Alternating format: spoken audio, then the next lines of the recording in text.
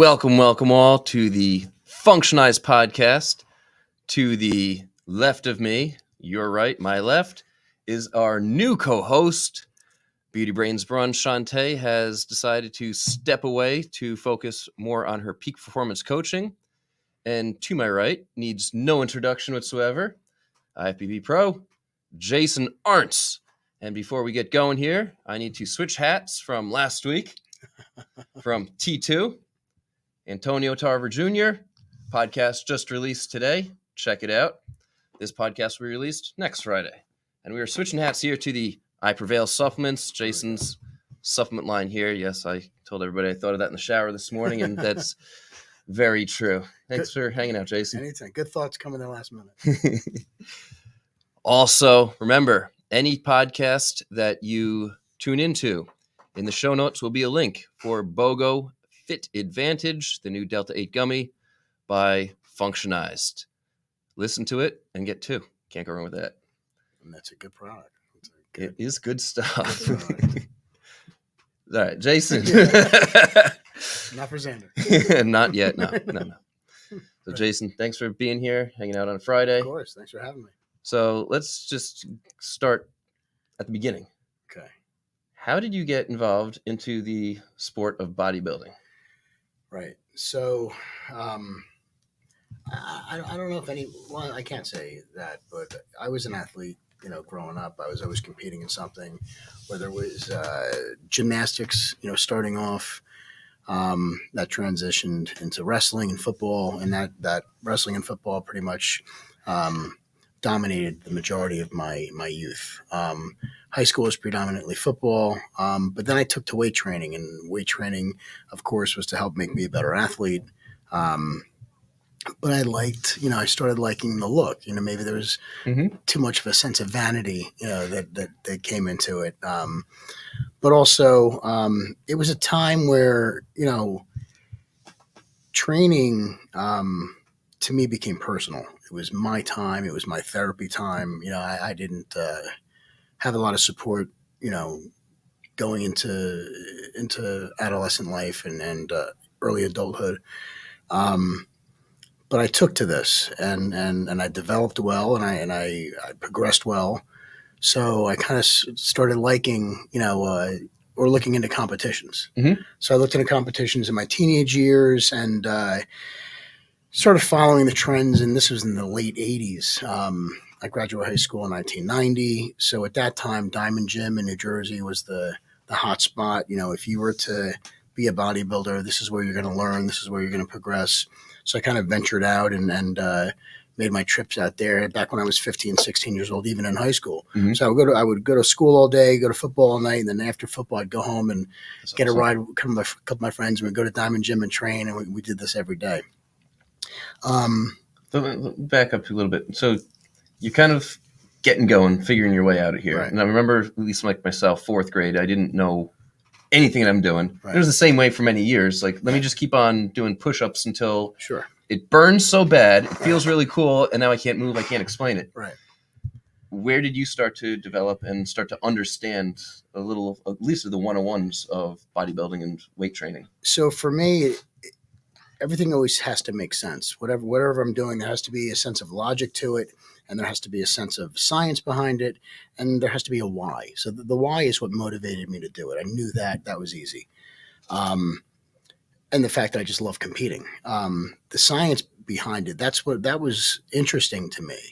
Because at that time, there wasn't much available. It wasn't like you can go on your phone like you can nowadays. Like you had to go out and sought after some of this information to find it and obtain it and then utilize it. So that's why I reached out to Diamond Gym, because this is where all the pros trained, and I learned a little bit about the body. And then I started tapping into nutrition, supplements, the kinesiology side of it, and then also the pharmaceutical side of it in my later years. How does this work? How does this work better? And then you apply that to what you're doing, and you have you tweak it. You have your ups and downs and your trial and errors, and find out what works, what doesn't work, and what works best under certain circumstances when the body's stressed, when the body's trying to recover, what works best when you're dieting. But one thing I learned is, during my contest prep time, That's when I started applying different types of, approaches to my diet. And what was great about that, and supplementation, what was great about that is that, when you're at a body fat percentage that's relatively low, anywhere between 5 and 6%, where your skin is thin, when you have onion type skin, you can see, clearly, and pretty quickly, the effects certain foods, certain supplements, and certain enhancements, what they will do to you, right? And then you could apply what you learn there into later on and into your off seasons and your pre-competitions. But that always intrigued. I was always intrigued by that, like learning more about the body, learning more about nutrition, learning more about how your body utilizes protein and carbohydrates, how things are synthesized, body fat, consuming fat, difference between trans fats and non-trans fats. And you became a student of the game, it sounds like. Well, you have to learn the game first, and you're always. I'm still a student. We're all. If you think you know it all, then you got it all wrong. Like I'm still learning. You could always learn, and the body's an intricate thing. So if you think you could just apply one technique to anybody's body and expect the same results, it's not that easy. You and I, if we do the same thing, you're trying to tell me that we're going to get different results? We're going to get different results. Yeah. Unless it's something basic. If it's something basic, but when you're really when you're at a high level, when you're at the high, like, I was competing at the highest level. So with that, you would want to tweak things, and you're looking for a specific desired effect. And to do that, it takes a lot of work, a lot of practice, a lot of trial and error. And ultimately, fear has to leave, because you can't, there's times where you almost you freeze up, like, I'm afraid to do this because what if it doesn't work? But you have to take those chances. You have to, hey, look, I got to try this, see if it works. If it works, great. Even if it works great the first time, doesn't mean your body's going to respond well to it the second time. Excuse me. So adapting that and changing it with how your body changes from year to year, from show to show, that's something that's you can't teach. It's like teaching trial law by reading a book. You don't know until you go out there and do it. So I've done it, and I've competed. I couldn't even tell you how many times, but I've perfected this art to the point where even if things aren't going perfectly, if you hit a wall, you got to know what direction to go in. And if it doesn't go right there, you got to know how to do it. And some people panic, and some people jump off the rails, and they go into an immediate different mode. You have to learn to relax and take things as they come, and slowly apply what you've learned and progress. You brought up fear. Yeah. How much fear was in the sport? Oh, sure. And plenty. How did you overcome or even use it for fuel for yourself? So fear was our, fear, insecurity, self-esteem issues, self-consciousness. These were our pre-workouts. This is what drove us. And I'm sure it's what drives everybody nowadays, and whatever you're doing. We all have our insecurities, and we all deal with them certain ways. But if you could deal with them in a positive way and make yourself better, you're going to be a powerful guy, at least within yourself, right? With fears, you're afraid you're not going to win. You're afraid if you do this, you're not going to have the same approach. You're afraid you're not going to live up to anybody else's standards. You're afraid of trying something because, hey, what's going good right now? I'm afraid to take this other step, but you can. Also, you have that fear of competition, and sometimes there's a fear of success. I know guys that you see them like, man, this guy is going to blow the roof off in the last minute. Like, they just sabotage. Like, dude, what happened? You notice that a lot of people. Oh my God, a lot of people. It happens very often. Because sometimes there's people that they'd rather be the guy who's known for he could have been. He could have been. Could have been the guy. Right. They'd rather have that. And if people say that forever, than the guy that took a shot and either lost, say he lost, or is afraid to take the shot and win. So sometimes people, they become emotionally, psychologically paralyzed from that fear. You learn a lot. I could tell you one thing is when you're training for a show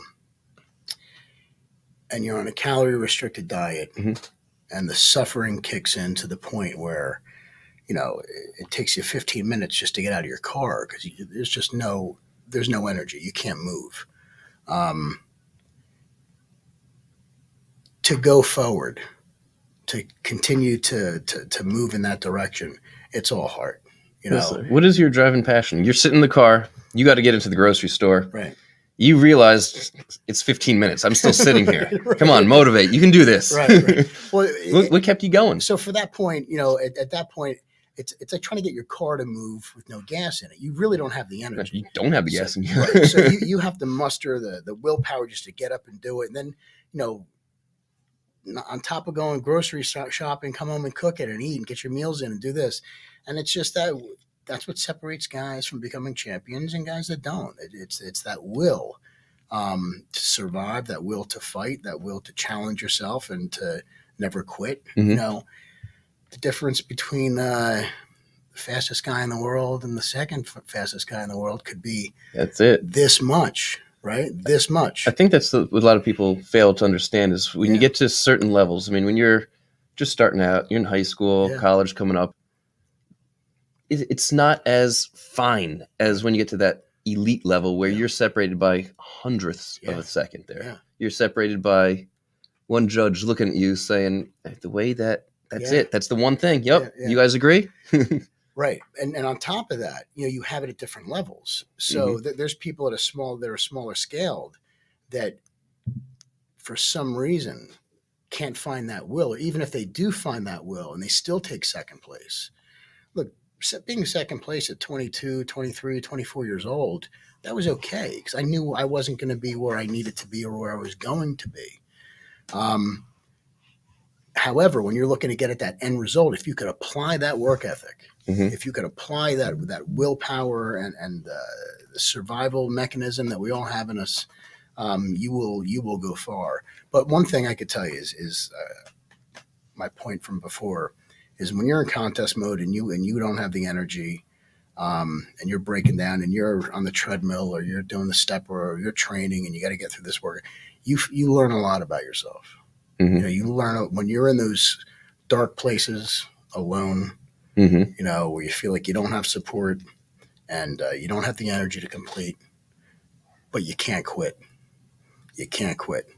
You learn a lot about yourself. And I was able to learn a lot about myself through all my competitive years in bodybuilding. And it taught me to do what I do now, to continue to do what I do now, to be a good person, to be a good father, to be a good business owner, to approach things, with integrity, and in a good manner. But you certainly learn a lot, during those grueling moments. And if you can apply that, you can do anything. Absolutely. Yeah. What would you say would be the biggest obstacle that you've actually had to overcome throughout the years of training? So, okay. All right. I went through a rough patch. So, this was probably 2001 to 2003. I gone through a divorce, my ex-wife,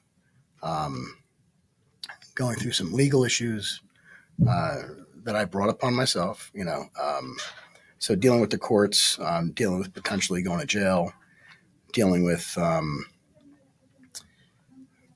having to file bankruptcy. I did it on my own. I went through all of it on my own. And at that time, that was my biggest obstacle. How old were you at this time? I was early 30s. Okay. Early 30s. So it's like 20s are over and you're supposed to be an adult, but So I matured early. I matured early in a sense that I've been on my own since I was young, and I've been independent since I was young.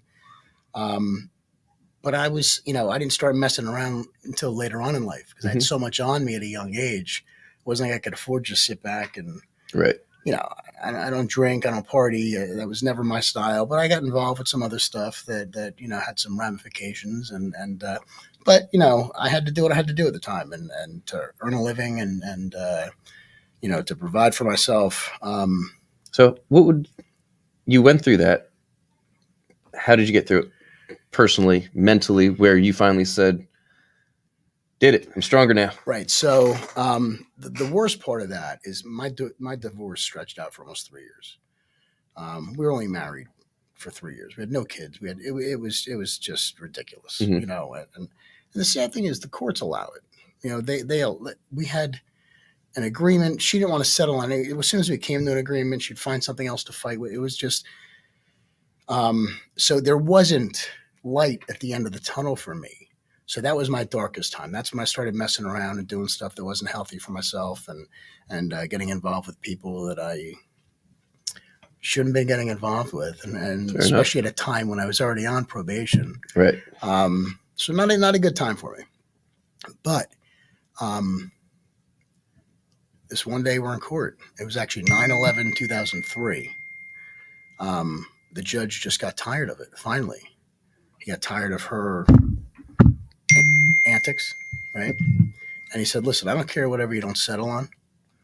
He said, "I'm divorcing you today." He said, "This is over today. You could fight over this, and this, right?" Thank you. Right. You could fight over this, and this afterwards. As soon as I heard that, boom, I stepped out and I just saw. But believe it or not, at the time, like I was devoting my life to bodybuilding and competing, and that's what, even though I was in a dark spot, that's what kept me on track, even in that dark time, was training and looking forward to a show and looking forward to get this over with so I could rebuild my life, you know, and revamp my life and clean up my debt and clean up my credit and start over. So your passion literally became cathartic and something your go-to. Yeah, absolutely. So as soon as I was over, I just stepped to the side and just plowed forward and fought for, you know, everything along the way. Good for you. Yeah. Let's talk training recovery here. Sure. That probably the most important part of training whatsoever. Everybody keeps wanting to pound, and not realizing that I'm not getting much stronger. Why is that? Right. What do you typically do for yourself and recommend for recovering from extremely hard days? So I could recommend till I'm blue in the face, and I say this all the time on my videos and on my Instagram videos. You have to eat right. At the end of the day, you have to eat right, mm-hmm. you know, and not just when you feel like it. And that's so subjective too, isn't it? What is eating right? Well, that we can go down that. We'll be here for another semester. 3 days. Right. We can go down that road, you know. Okay, so when I say eating right, I'm just saying a good, well-balanced diet, you mm-hmm. know, clean diet, no fried foods, no dairy, no crap, you know, just clean nutrients, right? But a higher protein source, a moderate carbohydrate source, and a low fat source. Let's just assume this is just your healthy eating. So on top of eating good, making sure you're getting your protein requirements on, and you have to be sleeping good. You know, you're not gonna, you know, no days off. You know, come on. You know, exactly. I know it's you know, it sounds cool. It's a shtick. You know, it sounds great, right? But not plausible, right? Or probable. So you got to rest. On top of that, you could apply supplementation. So I'm a huge believer in amino acids, essential amino acids. I'm a huge believer in helping and aiding to better quality sleep. Mm-hmm. Obviously, because of the sport I'm in, I'm not against enhancements for recovery. That's a different angle. I say for anybody really over certain ages, of course, it should almost be a staple. It should be a staple. It probably is nowadays. It's more of it's becoming more and more prevalent and accepted. Yes.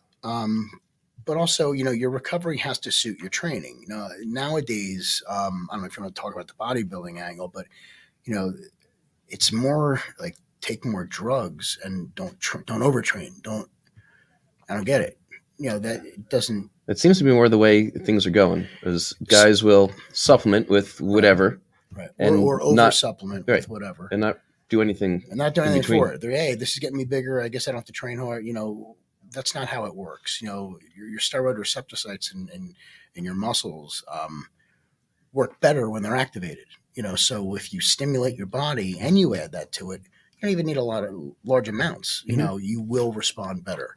But you have to train hard. So your recovery has to suit your training. So depending on what you're doing, look, if it's later in the week or you're going 2 weeks and you can't get out of bed, you know, your you're depressed, you're tired, chances are you're overtrained. Mm-hmm. But if you're eating good and you're sleeping good and you're taking supplements and you're using any type of hormonal enhancements and you're training properly, you're gonna recover. When it comes to, you say the hormonal enhancements on that, it's still a quagmire out there, especially for young individuals who are just starting to get into it. Right. You're reading every old school guy, hey, I've done this is what I've done, and a lot of them are totally wrong. Yeah. They're going to hurt people long term, especially. Yeah. Is there any type of source that you would recommend for somebody to at least start learning about it, or should they just go find a physician to give them? Well, the thing is, it depends on what you're looking to do. Let's stick with bodybuilding, for instance. So it's the easy go-to. Right. A lot of high school kids, especially. Yeah. So there's no physician that's going to tell you what to take for bodybuilding, just because there's no studies. Right. The studies Nobody studied taking trenbolone with testosterone and Anavar and Anadrol and Winstrol with growth hormone and thyroid enhancement. There's no studies that somebody's put all these things together. The best thing you could do is listen to somebody who's done it, mm-hmm. who's still alive, okay, right. Who's done it properly, who doesn't have ailment. When I did things, and that's what I'm talking about, how I got into it. Like, I would never just do something. I had to know the whys of everything. So at one time, I could have probably told you the pathology report of any substance I put in my body, mm-hmm. just because I know, look, this is what I'm doing. Probably not the healthiest thing in the world, but this is where I'm looking to go with this. And I want to have kids, and I want to be healthy, and I want to be around for my kids. So if I'm going to do this, what's the best way to do it? And what's the best way to come off of it? And mm-hmm. what's the best way to stay off of it? And what's the best way to start it again? So there were cycles of these times that we would do this, and I would learn through trial and error, like we just talked about before, what works best. And you can tell, like, if you're overdoing something, or if you're doing something and you're getting estrogen buildup, mm-hmm. okay, a lot of guys will just take an anti-estrogen and block that out. But then the acne starts coming out, and they'll take something for that. The reality is, you're taking something your body can't handle. If you're having these seriously adverse side effects, that's a first indication that you might be doing too much. Yes. But some people, they just look to put a Band-Aid on that instead of addressing it. It's very medical world. You get the sniffles, I'll give you something for that. You get that, and I'll give you something for that. But they never actually get the root cause. Just like the health industry. Yes. And just like boxers or football players. These guys saying, I want to walk when I'm older. Mm-hmm. Am I going to keep taking cortisone? Or am I going to keep taking benzos? Am I keep taking painkillers to get on the field? Bodybuilding is no different. It's really no different. Mm-mm. I took stuff to train because I had inflammation build up and had injuries. But you have to know what's the best way to do this where you have longevity. A flash in the pan is a flash in the pan. And for me, I wanted to retire at 40 and have a good life.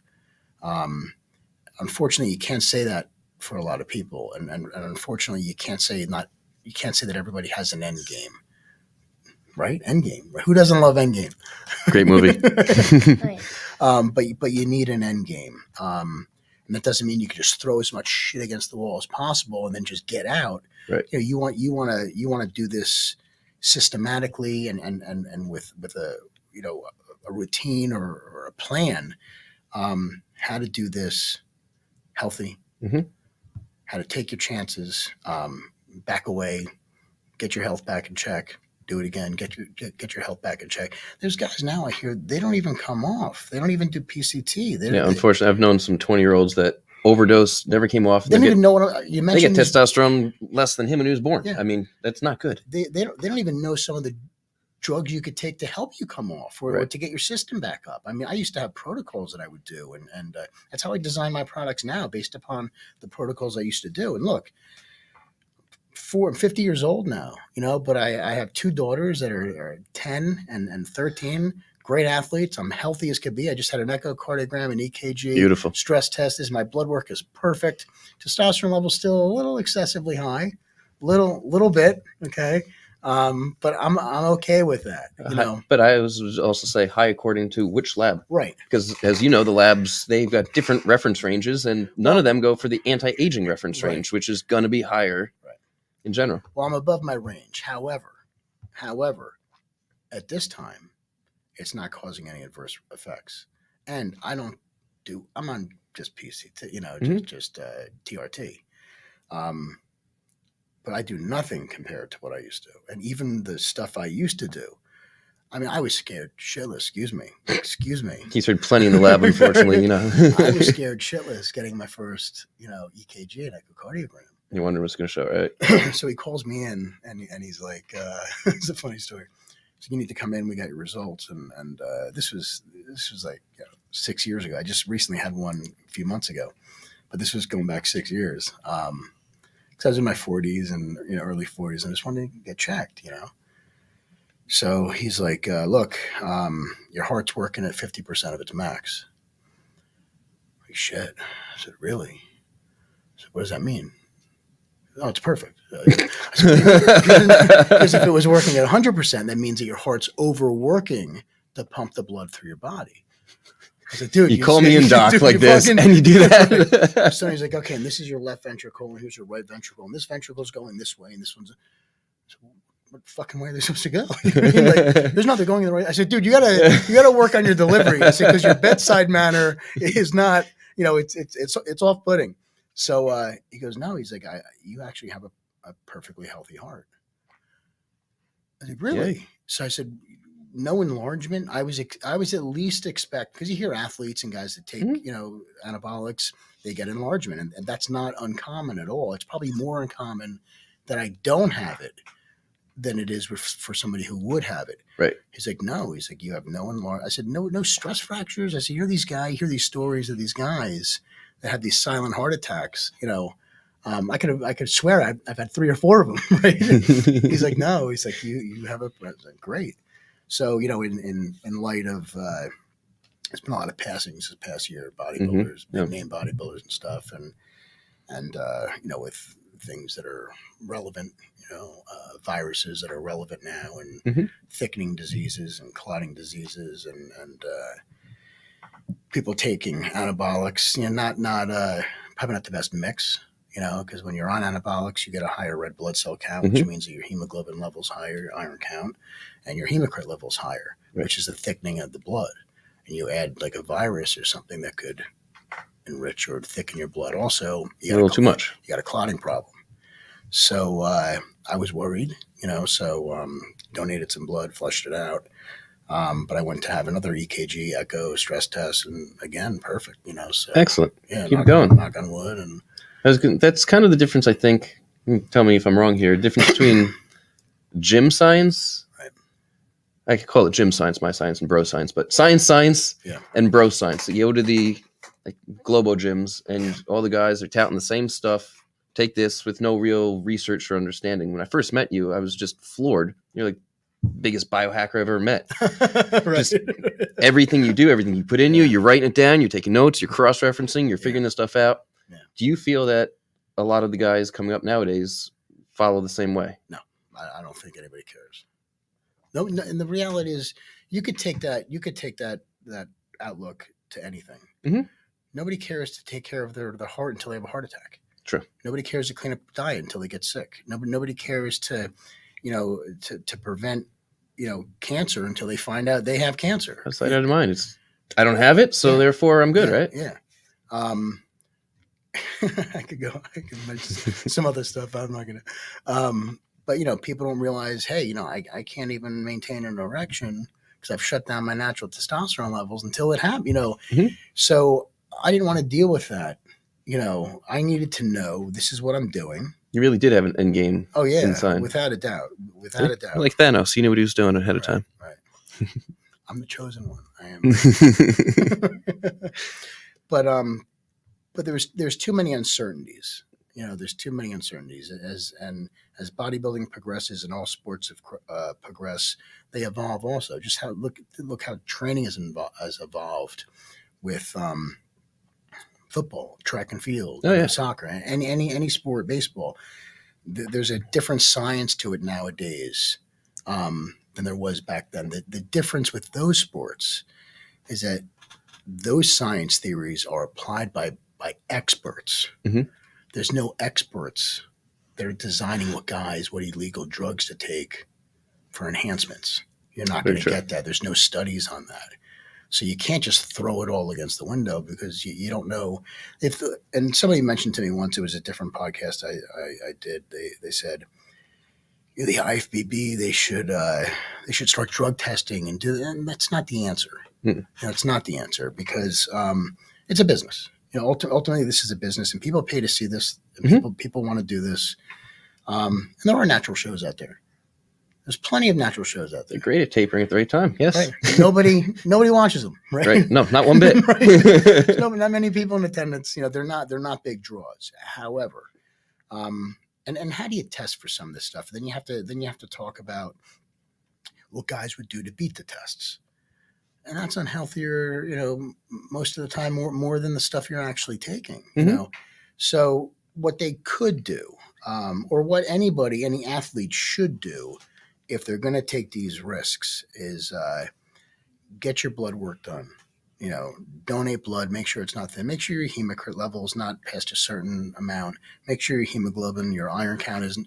Those are the real dangers. Hormones in general, they're hormones. It's not like you're going to overdose on an opiate or some stimulant. Right. Take too much testosterone, your body will spike it. You'll feel like crap for a little while, and exactly. You'll be all right. And most of the time, your body will come back. Your body wants to come back. If you shut things down for too long, then you got a longer problem. But it's not like another drug, like a recreational drug that you could just overdose on. Right. So the bad effects come from the clotting and the thickening of the blood. So if you could at least attempt or make it a good attempt to monitoring that or being mindful of that, then you're starting in a good direction. A lot of young athletes coming up rely on supplements as opposed to knowing that supplement literally means like in addition to what you're not getting. Right. But for the young kids coming up, what might you suggest that they could start with to help them from a physical performance? So, how young? Let's say starting with high school. Really starting young there. Right. So, obviously, if they're eating a good, like we said, a good, well-balanced diet, if they have their nutrition in check, I'm not against oversupplementation also in the sense of, amino acids, they rule the world, whether they're free form or essential or non-essential or whatever, or everything that's done and any type of stimulus through your body is all done through different types of amino acids, right? Protein spikes, this and that. So a good solid recovery, essential amino acid, and what I mean by essential, some is amino acids that you only get from food. You want to go heavier with a leucine base. That's the prominent branch chain amino acid. It's the most important one. That's the one that really triggers Mtor, the Mtor response. Mtor is when your body starts synthesizing all different proteins together, but you need an abundance of leucine to really utilize all the other good proteins that are in your blood. So if you have a high dose of leucine, you're really off to a good start. Like 5-7 grams ish. 5 is good depending on your body weight. 3 to 5 is fine, but I have 5 in my Amino Impact and in my rehab also. An intra workout, I swear by. It's probably the most untalked about supplement on the market. People, they'll drink Gatorades during the game or sugar drinks or this and that. These are all high glycemic index carbohydrates, which you want to avoid, especially during activity. They get utilized and burned right away, but you're looking for something that'll restore glycogen, that'll give you sustained energy. I can testify right here. Using before races, now I've actually for longer sessions been using them in the middle just to sip on, and oh my gosh, what a night and day difference. Right. So I have that product Rehab, which is loaded with essential and branched chain amino acids, extra glutamine also, which is good for gut health. Good for recovery, but it's a high dose of leucine, has all 9 of the essential amino acids. But what I did, what makes my products a little more unique, is that I changed the signature. I have a signature amino acid profile. So your normal 9 chain, branched chain amino acids are a 3 chain. It's leucine, isoleucine, and valine. And then you have your other 6 essential amino acids. They form a chain and make a complete protein. If one of those amino acids are missing, you're not going to get a complete protein. Your body isn't going to utilize, I'm not going to say any of it, but if it's not a complete protein, the studies I've seen suggest you only absorb only 25% of it, where you'll get almost a 90% absorption rate of a complete protein. That's why for vegans, vegetable protein and stuff like that, for the majority of these vegetables, they're not giving you a complete protein. So you need to take something that is complete that'll help complete that chain while it's in your bloodstream so you could utilize it better for recovery, rebuilding, regeneration, basic metabolic functions to be healthy. We need protein to be healthy. So that's key. So good. And I added carb 10, which is a slow digesting, low glycemic index carbohydrate. It's from pea starch. You don't get an insulin spike. You don't get a hydrochloric acid release in your stomach. So you won't have anything denatured. When your body consumes protein or amino acids, sometimes if they're hard to digest, your body has to release hydrochloric acid. This is where you get like beyond the science of things. You could see a product that has all non-essential amino acids, but how are they put together? Right. What's the milligram dosage? So I added a different milligram dosage to my formula, so you're getting an abundance of the better muscle building recovery essential amino acids than the ones that just say are there to help complete the chain. But aside from that, when it comes to recovery in the intra workout, you want to absorb and utilize these amino acids. So I use an instantized type of amino acid form. So it's lighter on your stomach.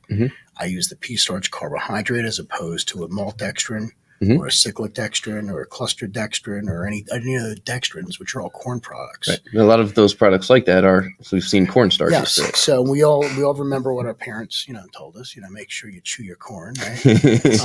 You know that. You got to chew your corn, otherwise, it doesn't come out right. And even though this is a powdered form, they're still hard crystallized, particles. It's like you take a diamond, you could shatter the diamond.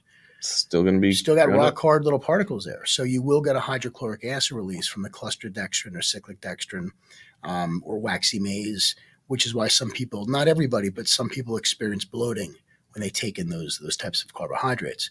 With the pea starch, you don't get that. It goes through your gut real quick, quick release, and gets utilized pretty much instantly as glycogen.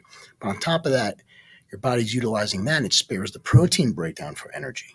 So now the amino acids that you're drinking during your workout, right, they're going to get utilized to help your muscles recover. You're shaking your head. No, you drink the same stuff. Yeah, you love the stuff. It's in your formula. It used to be in your formula when you were a kid. No, we're kidding. But now the protein is getting utilized more efficiently because the carbohydrates aren't giving that hydrochloric acid release. When your body releases the hydrochloric acid, it denatures everything in your stomach. It's like overcooking meat. You overcook meat, you're not going to get the nutrient value. Right. Hydrochloric acid, it burns everything in your stomach to help break it down. So these amino acids, while they're in your stomach, if the hydrochloric acid hits them, they're going to denature them. So it's the source also. With another supplement there, creatine, for instance, that's one that's introduced usually at a very young age. Yeah. I once had an athletic trainer trying to convince me, you don't need creatine, just eat more burgers. Right. Because there's 5 grams supposedly in a hamburger. So went with that for a little while and then went back to the creatine, of course. So when it comes between vegetables and beef, what do you gravitate towards more when you're just talking about a complete diet? Because of the nutrients. That's why I brought up the creatine in the first place there. So creatine's a great supplement. It's I'm going to sound cliche for saying this. It's the most studied supplement that's on the market. Yeah. No harm. It's not a steroid at all. Right. Yeah, you hear it's like not at all. It's something that comes from red meat, more or less, or other foods, other protein foods. But it's ATP. It's energy. So I'm all for it. I mean, I'm a beef eater. I don't eat as much beef as I used to when I was competing. But your body can get creatine from all different sources of food. But I'm a higher protein guy. I'm not against meats. And depending on your system, what you could break down if you have a hard time digesting some red meats or tougher foods, then you could switch over to fishes or egg whites or whole eggs, stuff that's but. And some people take a protease supplement to go with the meat and it breaks it right down. Yeah. Yeah. So those are digestive enzymes and that'll help your body digest. But even there are people that are taking extra protein in abundance because they're trying to recover and they're trying to put on muscle and they're trying to do this. So think about that one. You know how much protein. I mean, to you, you know down to the T how much protein you need. Right. I'm sure you're done writing it down every single day, but you just know after all the years, this is how much I'm going to eat. I still weigh my meals. I still weigh my meals. Yeah. That's impressive. Or neurotic. How much meat would you say is enough? So Yeah. there's how much is enough and how much do people really eat. Right. So you have other factors that come into play. You have guys that could just have tremendous appetites. They just want to eat more, and they're burning more because they're training heavy. They're doing this. They're active. They work all day. So to put on muscle, at least 1 to 1.5 grams. I used to do 2 grams of protein per pound of lean body mass. So if you're 200 pounds with 8% body fat, you could say you have 16 pounds of body fat on you. So you're talking about, 174 grams of protein for 1 pound. You could double that for 2. So definitely you should know what you're eating and not just eat that and then chug a shake as well. Right. And then. Well, that's overdoing it also. But if there is one food, if you're looking to stay in shape, if there is one food you can eat more of and not worry about getting fat, it is protein. Your body has a much harder time converting protein into fat, much easier time converting fat into fat. And believe it or not, your body will convert carbohydrates to fat faster than fat. Yes, indeed. Yeah. People just don't get that. So fat is interesting. So fat needs to sit and break down into your liver for 72 hours before it's either utilized or stored as body fat. Carbohydrates don't. Right. They go through your liver, get broken down in your bloodstream, and if they're not burnt off within an hour, they get stored as body fat. Some will get retained as glycogen, your lower glycemic index carbohydrates. The rest of them, the fast-acting ones, if they're not utilized or burned right away, they get stored as body fat. That's instantaneous. So why not just eat, like burgers all day? And grass-fed, of course. Grass-fed. well, you could. Theoretically, you could. However, you still do need glycogen. You still do need carbohydrates. That's why I'm not against the keto diet. And I'm not for it either. But there is a step off, more or less. So your body needs, the average body needs 75 grams to 100 grams of carbohydrates a day just for basic metabolic functions. To think, to concentrate, to go to the bathroom, for your system to work, to digest foods. Your body needs that. However, if you're on a keto diet or eating just proteins and fats, your body is not getting the 75 to 100 grams of carbohydrates a day. So there's a process called gluconeogenesis, which occurs in your body. So your body will take, and most likely it does come from protein. I'm a little foggy on this. It's been a while since I talked about it, but I believe it's from pyruvate. Your body breaks it down into pyruvate, and your pyruvate gets converted into sugar, into carbohydrates. So you could think you're going keto all you want. Your body's going to get that sugar one way or another. Yes, it is. However, once that process occurs, now you're burning off some of the protein that could be used for recovery. And now some of those excess calories that you're taking, like the fats, will get stored. So there is a fine line. So that's why I always recommend doing a low carbohydrate diet. 100 grams a day, 150 grams a day, which will prevent the gluconeogenesis from occurring. And now you can utilize all the protein and still take in a normal amount of fat. So your body could either burn fat to get into a conditioned body type or body look that you're looking for. Once you reduce your body fat to that level, then you can increase your fats because now you need something extra burn. Right. You put yourself into a deficit where you want to burn and get in shape, right? But once you get there, the burning doesn't stop. Your body's still burning. So now you need to take something in to compensate for the way your metabolism is going. So it's all hit or miss.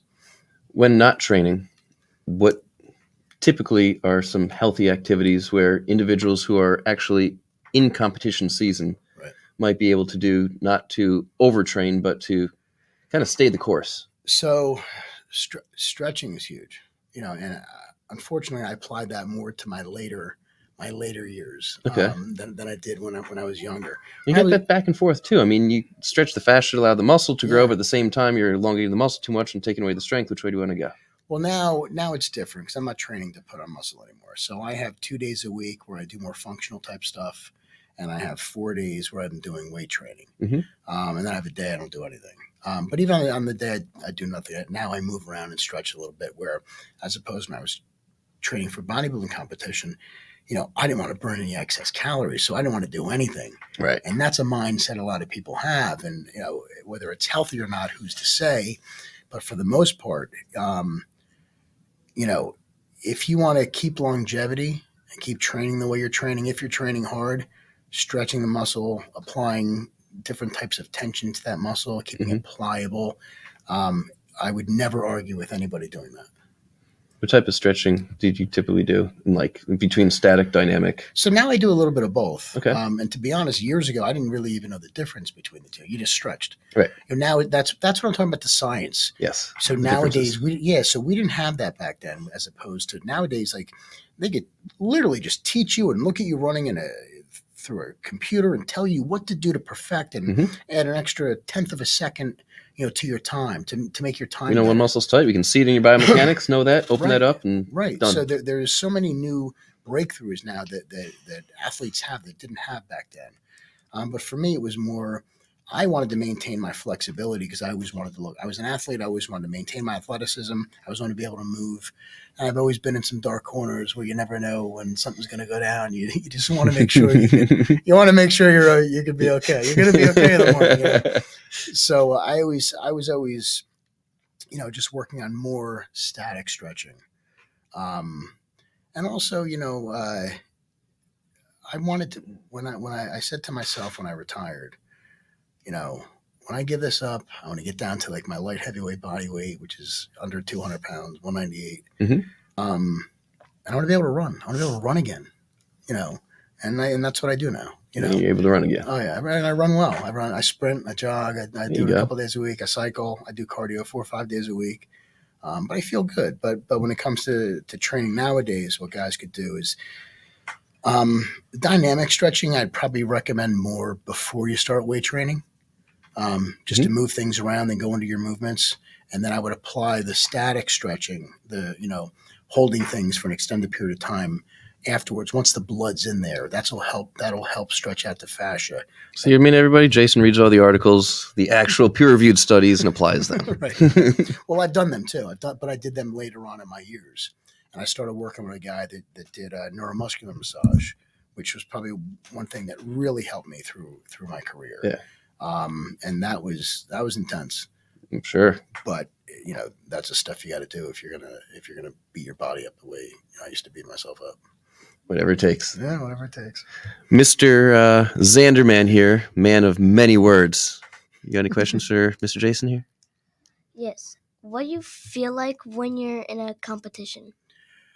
So, despite what it looks like, on the videos or on TV or in the magazines or whatever you view it on. See, you feel good because your adrenaline's going, but you feel horrible inside because you're dehydrated, you're depleted, and you're competing under these extreme stresses of your body where you don't have any water in your system. Your electrolytes are completely off balance. Who knows where your blood levels are at? And then you add in the stress of the competition, right? And then you're competing on a stage under these lights, they're as hot as the sun, right? I mean, you feel like you're on the equator, while you're posing, and you have to do it with a smile on your face and make it look like it's effortless. So when you see the pictures of the guys up there posing and in the pose downs and they're smiling and getting it on, doing this, I enjoyed it because I love competing and I didn't mind the sacrifice and I didn't mind the pain, but you feel pretty bad. You feel pretty horrible. It's like you could see a guy who scores a touchdown. He scores a touchdown, but he gets hit 3 or 4 times on the way in. But his adrenaline's going so much that he's spiking the ball and he's doing his dance, and then he's limping over to the sideline. Where the next day when he gets out of bed in the morning, he's got to crawl out. He's got to crawl out of bed just to get out. But training, you should always feel good. But the day of the competition, you want to be as relaxed as possible. You want to stretch. You want to have a good mindset about you. But the conditions are tough. They're definitely tough conditions to compete under. But it's just part of the game. That's what you got to do. It's like playing in the rain. It sucks, but we got to do it, right? Yes, indeedy. Yes, I've done it before. Yeah. Any other questions for him? No? Nada? Favorite good question. superhero? Mine? What's Yep. your favorite superhero? Ooh. So I do love Marvel. I do love Marvel, but I'm a Batman Yeah? guy at heart. Yeah. I love Batman's got to be my favorite. You train with or without music? Definitely with. Yeah, favorite mix? It varies, but it's more of your heavy rock, rap type, gangster, Mhm. lose your mind kind of stuff. I always train with a hat on. I used to be a Scully, a bandana, or a hat, and I always have my dog tags on when I train. You got the back off look and don't go near me. Yeah, I'm in my zone. Stuff's happening. and I like the headphones that cover your ears, Mhm. so I don't have to hear anybody else. But definitely music. I know we're running short on time here, Yeah. but how can our listeners find you and how can they contact you if they want to ask you any questions? So I'm on Instagram. I underscore Prevail Sups. Mhm. On And Instagram. all these will be tagged, of course, for Okay, you. thank you. The website, my email address is on the website.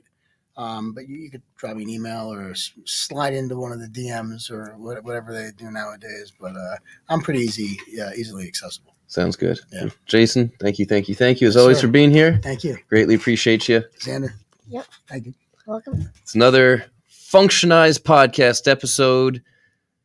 Be here next week. We'll be back.